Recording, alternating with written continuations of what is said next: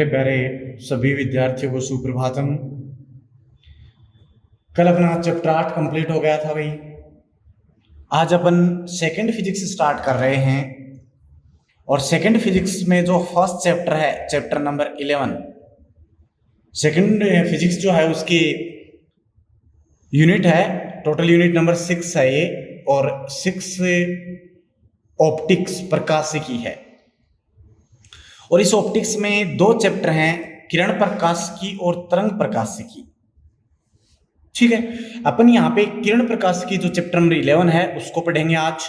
तो नया chapter start होने जा रहा है, काफी महत्वपूर्ण यूनिट है ये, 9 नंबर की यूनिट है अपने पास में।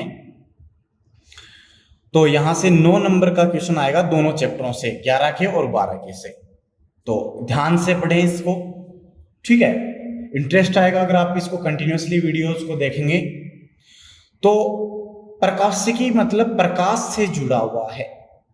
प्रकाशिकी चैप्टर स्टार्ट कर रहे हैं। यूनिट मींस यहां प्रकाश की बात होगी, लाइट की बात होगी, ठीक है। प्रकाश क्या है? प्रकाश ऊर्जा का एक रूप है। प्रकाश क्या है? ऊर्जा ही है एक प्रकार से, ऊर्जा का एक रूप है जो अपन कह सकते हैं, जो अपनी आंखें होती हैं उस आंखों की जो दृष्टि संवेदनाएं हैं उनको ये जागृत करता है, ठीक है, जिससे अपने को इस प्रकाश की सहायता से दिखाई भी देता है, ठीक है। तो इस प्रकाश का क्या गुणधर्म है, क्या क्या अपने पास यहाँ पे इसके प्रभाव देखने को मिलते हैं। देखो, प्रकाश जो है, इस प्रकाश के साथ में कई घटनाएं अपने को देखने को मिलती हैं। जब कोई प्रकाश से किसी सतह पर आपतित होता है तो उस प्रकाश से परावर्तन हो सकता है, उस प्रकाश का अपवर्तन हो सकता है, उस प्रकाश का व्यतिकरण हो सकता है, विवर्तन हो सकता है, ध्रुवण हो सकता है। ये सभी घटनाएं जो हैं वो प्रकाश से अपने को देखने को मिलती हैं, ठीक है। तो कुछ घटनाएं किरण प्रकाशिकी में पढ़ेंगे और कुछ घटनाएं तरंग प्रकाशिकी में पढ़ेंगे, ठीक है। अलग अलग रूप अपन पढ़ेंगे यहाँ पे प्रकाश के। तो सबसे पहले जो घटना आती है वो आती है प्रकाश का परावर्तन। तो फर्स्ट जो अपने पास टॉपिक है वो अपन पढ़ेंगे प्रकाश का परावर्तन, ठीक है। तो देखो, प्रकाश जो है वो हमेशा एक सीधी रेखा में गमन करता है। यहाँ पे किरण की बात चल रही है, तो प्रकाश एक सीधी रेखा में गमन करेगा किसी एक माध्यम में, और एक माध्यम में अगर माध्यम समान है तो उस प्रकाश का वेग भी क्या रहता है? निश्चित रहता है, ठीक है। और किसी एक पॉइंट से 2 पॉइंटों के बीच में जो तय की गई सीधी रेखा होती है उसको कहते हैं किरण। क्या कहते हैं? किरण कहते हैं, ठीक है। और इन किरणों का अगर एक गुच्छा हो, एक समूह हो, तब उसको अपन कहते हैं बीम, ठीक है। उसको अपन क्या कहते हैं? बीम कहते हैं। तो ये कुछ आपके पास में इंफॉर्मेशन थी बेसिक। अब अपन प्रकाश का परावर्तन पढ़ेंगे। तो परावर्तन क्या होता है? बड़ी सिंपल परिभाषा होती है कि एक अपने पास में कोई सतह है और एक परावर्तित सतह है। इस सतह के लंबवत अभिलंब होता है, इसको अभिलंब कहते हैं भाई। इसके लंबवत अगर कोई काल्पनिक रेखा माने तो वो अभिलंब होगा, नॉर्मल एन डैश। तो कोई प्रकाश किरण एक माध्यम से चलकर, ये दूसरा माध्यम है, इस माध्यम की सतह से ये टकराई, ठीक है। इस माध्यम की सतह से क्या हुई? है प्रकाश किरण टकराएगी और टकराकर वापस उसी माध्यम में लौट जाती है। इस प्रभाव को प्रकाश का परावर्तन कहते हैं। तो देखो कैसे, एक प्रकाश किरण आई और वो अभिलंब से यहां टकराई, अभिलंब से कोई एंगल बनाते हुए टकराई, आपतित हो रही है, तो इसको मैं नाम दूंगा आपतित प्रकाश किरण, ठीक है। अब जैसे ये टकराएगी, टकराने के बाद वापस उसी माध्यम में लौट जाए, उस माध्यम में मतलब जिस माध्यम से आई है, तो टकरा कर ये उसी माध्यम में वापस लौट गई। तो इस घटना को प्रकाश का परावर्तन कहते हैं। क्लियर है? तो ये जो है ये हो गई परावर्तित किरण। क्या हो गई?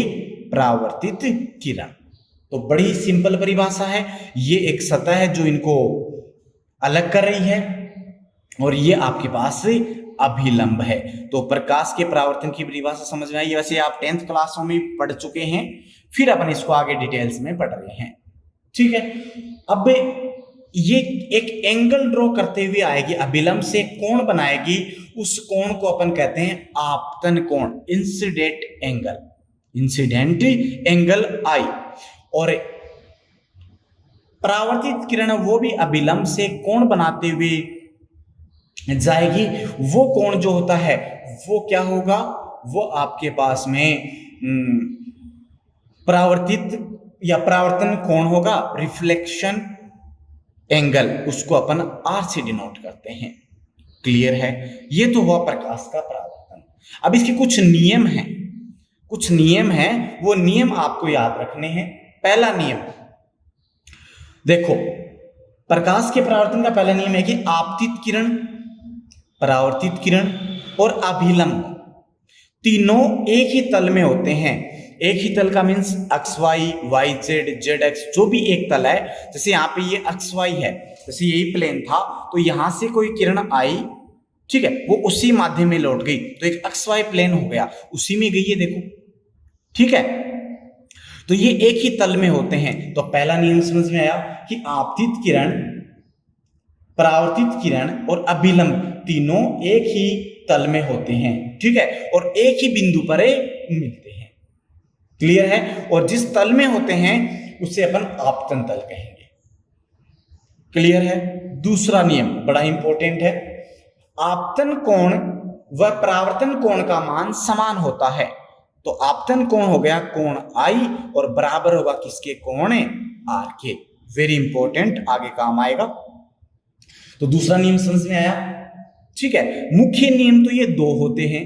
फिर तीसरा नियम अपन पढ़ लेते हैं कि जो आपतित किरण और परावर्तित किरण है, इसकी आवर्ती में, तरंगदैर्ध्य में और उसकी गति में, वेग में कोई परिवर्तन नहीं होता, ठीक है। तरंगदैर्ध्य चेंज नहीं होगी। और तरंगदैर्ध्य चेंज क्यों नहीं होगी, क्योंकि देखो फॉर एग्जांपल मान लो आप यहाँ पे रेड कलर की लाइट आ रही है, तो क्या वो परावर्तित होने के बाद ग्रीन हो जाती है? नहीं ना, रेड रहती है। रेड रही, इसका मतलब तरंगदैर्ध्य क्या रही, सेम। और जहां तरंगदैर्ध्य सेम रहेगी वहां पे उसकी आवर्ती भी क्या होगी, सेम होगी, ठीक है। न्यू से या फिर उसको एन से डिनोट करते हैं आवर्ती को।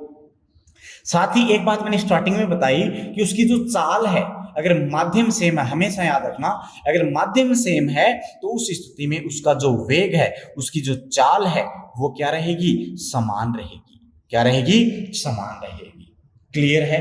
हाँ, यहाँ पे उसकी तीव्रता परिवर्तित हो सकती है, मीन्स जो आपतित किरण थी उसकी तीव्रता परावर्तित किरण से भिन्न हो सकती है। तो ये था प्रकाश का परावर्तन। क्लियर हुआ सभी को, ठीक है। तो बड़ा ही इंपॉर्टेंट है, छोटा क्वेश्चन यहां से आ सकता है, बेसिक है, ये अगर समझ में आएगा तो आगे भी समझ में आएगा। नेक्स्ट है प्रतिबिंब। प्रतिबिंब इमेज क्या होती है, ठीक है। इमेज क्या होती है, देखो कोई भी वस्तु है, ये वस्तु है, ये बिंदु आपको दिखाई दे रहा है, तो इस बिंदु से जो प्रकाश किरणें निकलेंगी, वो प्रकाश किरणें किसी सतह से परावर्तित या अपवर्तित होने के बाद अन्य किसी बिंदु पर मिलेंगी, और या फिर मिलेंगी नहीं तो भी मिलती हुई प्रतीत होंगी, और उसी बिंदु पर क्या मिलेगा, बिंदु पर उस वस्तु के होने का आभास होगा, और वही आभास क्या कहलाता है, प्रतिबिंब कहलाता है। बात क्लियर हुई। दो प्रकार के होते हैं, एक होता है वास्तविक और एक होता है आभासी। एक होता है वास्तविक और एक होता है आभासी, ठीक है। तो वास्तविक, पहले अपन बात करेंगे वास्तविक प्रतिबिंब कौन सा होता है, कि जब परावर्तित या अपवर्तित, आगे अपन अपवर्तन की भी बात करेंगे तो साथ ही अपन पढ़ रहे हैं यहां पे। तो परावर्तित या अपवर्तित किरणें किसी बिंदु पर वास्तव में मिलती हैं, ठीक है, तो उस बिंदु पर कैसा प्रतिबिंब बनेगा, वास्तविक प्रतिबिंब। अगर वास्तव में वहां पर जाकर मिल रही हैं तो वास्तविक प्रतिबिंब बनेगा। और वो वास्तविक प्रतिबिंब कैसा प्राप्त होगा, उल्टा प्राप्त होगा। कैसा प्राप्त होगा, उल्टा। और उस वास्तविक प्रतिबिंब को पर्दे पर प्राप्त कर सकते हैं। आप इस बात का हमेशा याद रखना, वास्तविक प्रतिबिंब को पर्दे पर प्राप्त किया जा सकता है। एक तो ये। दूसरा होता है आभासी या काल्पनिक वर्चुअल इमेज, आभासी प्रतिबिंब। क्या होगी आभासी प्रतिबिंब? कि जो परावर्तित और अपवर्तित किरणें थी वो किसी बिंदु पर वास्तव में ना मिलकर वहां मिलती हुई प्रतीत होती हैं, ठीक है, या फिर किसी बिंदु से आती हुई प्रतीत होती हैं। दोनों कंडीशंस हो सकती हैं, या तो परावर्तित होके जा रही तब तो मिलती हुई प्रतीत होंगी, या उस बिंदु से आती हुई प्रतीत होंगी, उस बिंदु पर आभासी प्रतिबिंब का निर्माण होता है। क्लियर है? यह प्रतिबिंब कैसा बनेगा? सीधा बनेगा। कैसा बनेगा? सीधा। और उसे पर्दे पर प्राप्त नहीं किया जा सकता, उसे पर्दे पर प्राप्त नहीं किया जा सकता। क्लियर हुआ? तो ये प्रतिबिंब के दो आपके पास हैं पार्ट होते हैं। नेक्स्ट अपना जो टॉपिक है वो है समतल दर्पण से प्रतिबिंब का बनना। तो समतल दर्पण क्या होता है? जैसे कोई समतल कांच लिया आपने, शीशा लिया, उसके एक भाग को अगर आप पॉलिश कर दें तो वो समतल दर्पण हो गया। घर में अपन रोज काम में लेते हैं, वो समतल दर्पण होता है, ठीक है। जो अपन सुबह काम में लेते हैं मुंह देखने के, वो क्या होता है? समतल दर्पण। तो यहां पे नेक्स्ट अपना क्या होगा? समतल दर्पण से प्रतिबिंब का बनना, प्रतिबिंब का बनना, ठीक है।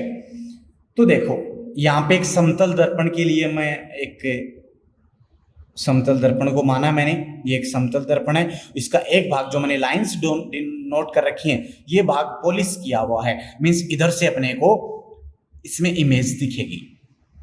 ये यहाँ पे एक सतह मान लिया आपने, और इस सतह पे एक बिंब रखा हुआ है ए बी। हमेशा याद रखना, प्रतिबिंब बनने के लिए कम से कम 2 प्रकाश किरणों की आवश्यकता होती है। कम से कम, ज्यादा भी हो सकती हैं लेकिन 2 तो होनी ही चाहिए। अब यहां से इस बिंब से प्रकाश किरणें निर्गत होंगी, ठीक है। एक प्रकाश किरण जाएगी इस अक्ष के समांतर, और एक प्रकाश किरण जाएगी इसके मुख्य बिंदु, मूल बिंदु या केंद्र O पर। यहां पे इस प्रकार से आपतित हुई, और यह था आपका दर्पण। अब जैसे ही यहां से प्रकाश किरण गई तो परावर्तित होंगी। एक प्रकाश किरण देखो, ये अभिलंब मान सकते हो, तो अभिलंब से जितना कोण बनाते हुए आती है वो उतनी कोण पर परावर्तित होती है। तो सेम कोण पर ये क्या हो जाएगी? परावर्तित हो जाएगी, ये वाला एंगल बनाते हुए। और ये अभिलंब से देखो बिल्कुल लंबवत आ रही है, सॉरी अभिलंब की दिशा में आ रही है, अभिलंब की दिशा में है। तो इस स्थिति में यहां 0 डिग्री एंगल ड्रॉ करेगी, और 0 डिग्री एंगल ड्रॉ करेगी तो जाएगी भी वैसे ही वापस। तो देखो ये तो ऐसे चली जाएगी, और ये ऐसे, ये कभी भी आगे नहीं मिलेंगी। तो जो आगे नहीं मिलती हैं, समांतर आगे प्रतिच्छेद नहीं करती हैं, वो दर्पण के पीछे मिलती हुई प्रतीत होती हैं। तो जब यहां से अपन देखेंगे, यहां से अपन देखेंगे तो अपने को ऐसा लगेगा कि ये किरण पीछे से आ रही है, इस प्रकार से, इस प्रकार से। और यहां पे एक इस वस्तु के होने का आभास होता है, और यही क्या बनता है? प्रतिबिंब बनता है। यही क्या बनता है? प्रतिबिंब बनता है। तो बात समझ में आई क्या? ये प्रतिबिंब देखो यहां मिलती हुई प्रतीत हो रही है, आती हुई प्रतीत हो रही है। तो ये प्रतिबिंब कैसा होगा? ये प्रतिबिंब आभासी होगा। कैसा होगा? आभासी। साथ ही ये प्रतिबिंब देखो, आप देख सकते हो, ये जैसा है वैसा ये मिला है, तो कैसा होगा? सीधा होगा। कैसा होगा? सीधा। और साथ ही मैं ये कहूं कि जितने आकार का ये है उतने ही आकार का ये मिलता है, मीन्स उसमें कोई भी साइज में ना तो वृद्धि हुई ना कमी हुई, ठीक है। और पीछे बना है, तो पीछे बना तो मैं क्या कहूंगा? पार्श्व है। तो समतल दर्पण से कैसा प्रतिबिंब बनता है भाई? आभासी, सीधा व पार्श्व बनता है, ठीक है।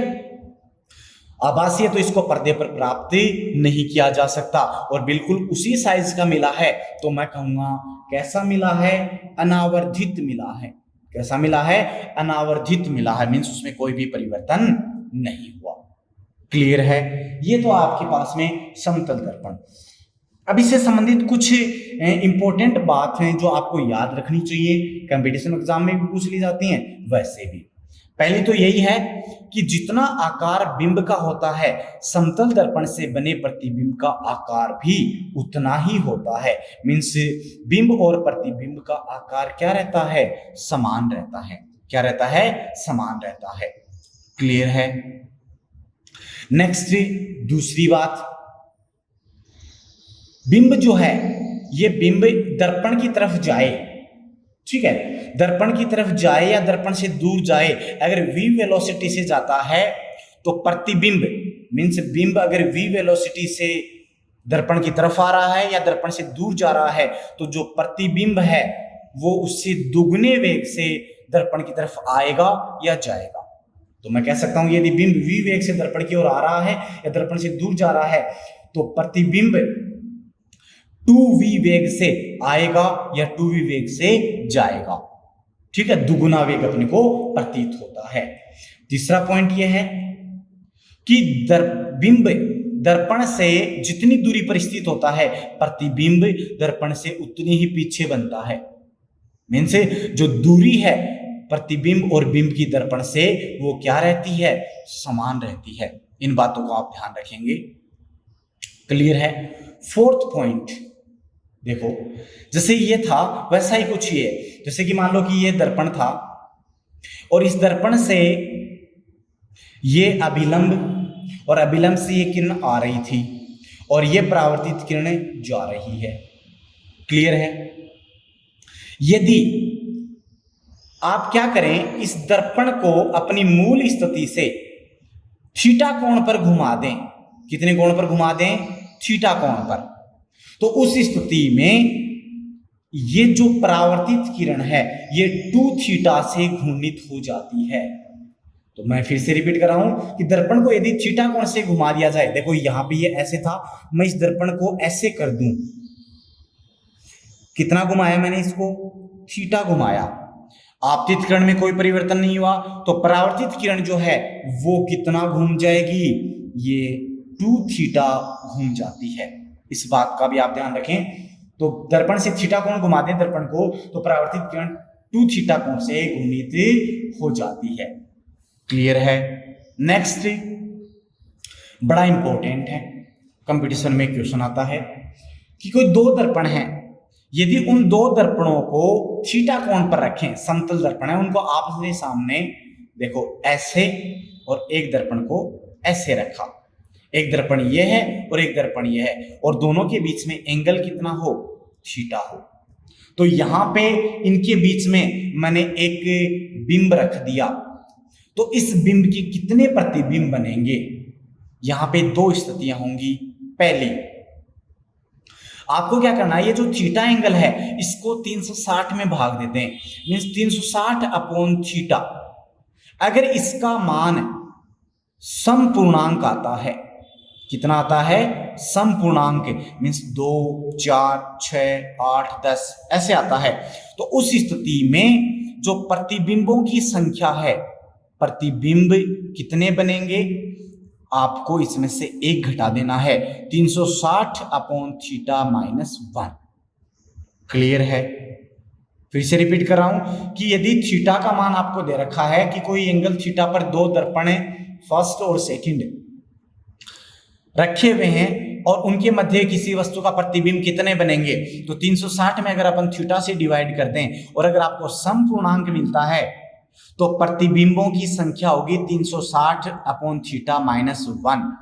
फॉर एग्जाम्पल आपको मान लो 6 मिला, यहां से 360 बटे एग्जाम्पल ही ले लेते हैं चलो, कि यदि थीटा का मान 60 डिग्री है, मीन्स कोई 2 दर्पण है वो 60 डिग्री के कोण पे रखे हुए हैं। क्लियर है। 60 डिग्री पे रखे हैं तो कितने प्रतिबिंब बनेंगे, तो 60 डिग्री का मैं 360 में भाग दूंगा तो मेरे को कितना मिलेगा, 6। तो एक समपूर्णांक आया, समपूर्णांक आया तो प्रतिबिंबों की संख्या कितनी होगी, 6 माइनस 1 5 होगी। 6 माइनस 1 क्या होगी, 5 होगी। क्लियर है, बात समझ में आई। ओके। दूसरी स्थिति यह है कि यदि 360 अपॉन थीटा क्या हो, विषम पूर्णांक हो, क्या हो, विषम पूर्णांक हो। अब विषम पूर्णांक का मतलब 1 आ जाए, 3 आ जाए, इस प्रकार से 5 आ जाए, लेकिन उसमें भी 2 स्थितियां हैं। पहली स्थिति यदि सममित हो, दोनों क्या हो, सममित हो, और यदि असममित हो। सममित का मतलब ये है कि जो वस्तु रखी हुई है दोनों के बीच में, वो दोनों एंगलों से, दोनों दर्पणों से समान एंगल ड्रॉ करे। समान एंगल का मतलब जैसे ये वस्तु थी तो ये कितना हो, θ2, और ये भी कितना हो, θ2।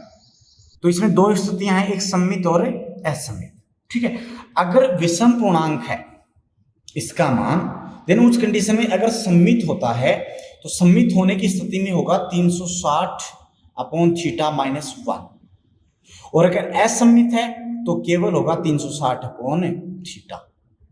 क्लियर है। और अगर आपको क्वेश्चन में नहीं दे रखा कि सममित है या असममित, तो आप इसको कैसा मानेंगे, सममित मानेंगे। क्लियर हुआ। जैसे यहां पे अगर अपन बात करें कि 90 डिग्री का एंगल है, तो 90 डिग्री होगा तो θ90, तो ये होगा 4 मीन्स सम पूर्णांक मिला, और सम पूर्णांक मिला तो उस स्थिति में प्रतिबिंब की संख्या हो जाएगी 4 - 1 3। क्लियर है। और यदि विषम पूर्णांक है तो कैसे आएगा, देखो मान लो कि 72 दे दिया आपको कि θ = 72 डिग्री है, तो 360/72 कितना मिलेगा, 5। अब 5 क्या है, विषम पूर्णांक। अब अपने को दो की स्थिति होगी, सममित या असममित, तो कौन सी माने। ठीक है, तो इस स्थिति में अपने को यहाँ पे कुछ भी नहीं देखा कि सममित है या असममित है, तो अपन क्या मान के चलेंगे, सममित। और सममित मानेंगे तो उस स्थिति में कितना होगा, 360/θ - 1 मीन्स 5 - 1 = 4 होगा। क्लियर है। तो ये कुछ इंपॉर्टेंट बातें थी समतल दर्पण से संबंधित जो आपको याद रखनी है। ठीक है, ये काम आएंगी। क्लियर हुआ इतना, तो ये आप हमेशा याद रखें। नेक्स्ट क्लास में अपने गोलीय दर्पण के बारे में पढ़ेंगे, तो आज इसका बेसिक स्टार्ट हुआ है, आप इसको ये पढ़ें, ध्यान में रखें। ओके, जो भी नहीं समझ में आता उसको आप पूछे कमेंट बॉक्स में, और वीडियो को ज्यादा से ज्यादा आप लाइक करें, शेयर करें। धन्यवाद।